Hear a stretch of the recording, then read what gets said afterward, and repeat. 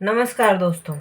महाभारत की एक कहानी है, गांधारी का श्राप कृष्ण को। गांधारी के 100 पुत्र थे और वह भी सती नारी थी। जब उनको धृतराष्ट्र जैसा पति मिला जो देख नहीं सकता था, तो उन्होंने भी अपने आँखों पर कपड़े की पट्टी बांध ली और पूरी जिंदगी दुनिया नहीं देखी। उनमें बहुत ही तेज आ गया था और एक बार जब युद्ध छिड़ा तो दुर्योधन ने उनसे आशीर्वाद मांगा। तो उन्होंने कहा कि तुम एक बार मेरे सामने बिना वस्त्रों के आ जाओ और मैं अपनी पट्टी खोल दूंगी, तो मेरे तेज से तुम्हारे शरीर पर लोहे का आवरण हो जाएगा जिसे कोई भी नहीं मार पाएगा। तो दुर्योधन ने वैसा ही किया। बिल्कुल सुबह सवेरे जब कोई नहीं जगा था, उस समय वह अपनी माता के कक्ष में बिना वस्त्र के जाने लगे। कृष्ण को सब पता चल गया था।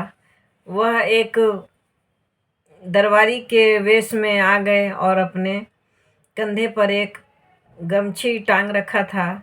उन्होंने जैसे ही दुर्योधन को माता के कक्ष में जाते देखा, तो उन्होंने कहा कि दुर्योधन, यह क्या, आप माता के कक्ष में जा रहे हैं, वह भी बिना वस्त्रों के? बहुत लज्जा की बात है और यह अशोभनीय है। तो दुर्योधन को भी शर्म आ गई। तब उन्होंने झट से अपने कंधे पर रखी हुई गमछी उन्हें दे दी, जिसे दुर्योधन ने अपने कमर पे लपेट लिया और माता के सामने जा पहुंचा। माता ने अपनी आँख की पट्टी खोली।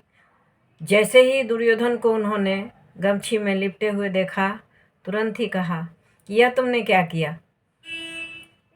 तुमने अपनी जंघाओं को कपड़े से ढक दिया। अब उतना भाग जो है वो हाड़ मांस का रह जाएगा, बाकी पूरे शरीर में लोहे का आवरण होगा। कहीं भी कोई तुम्हें मारेगा तो उससे तुम्हें कोई हानि नहीं होगी, लेकिन जंघा पर अगर कोई वार करेगा तो तुम्हें चोट लग सकती है। यह सुनकर दुर्योधन समझ गए कि यह कृष्ण भगवान की चाल थी, लेकिन क्या कर सकते थे। फिर युद्ध हुआ। युद्ध में उस पर कई बार वानों की वर्षा हुई। दुर्योधन का कुछ भी नहीं बिगड़ा। तब कृष्ण ने भीम को इशारा किया कि इसकी जंघा पे वार करो। तब भीम ने अपनी गदा से दुर्योधन की जंघा पे वार किया। उसकी जंघा टूट गई और वह जमीन पर आ पड़ा। फिर उसे मारकर उसके रक्त को निकालकर द्रौपदी को दिया। तब जाकर द्रौपदी की सौगंध पूरी हुई। तो यह देखकर गांधारी बहुत विचलित हुई। तो उन्होंने कृष्ण को अभिशाप दिया कि जैसे मेरे पुत्रों को मैंने खोया है, वैसे ही तुम अपने वंश को खो दोगे।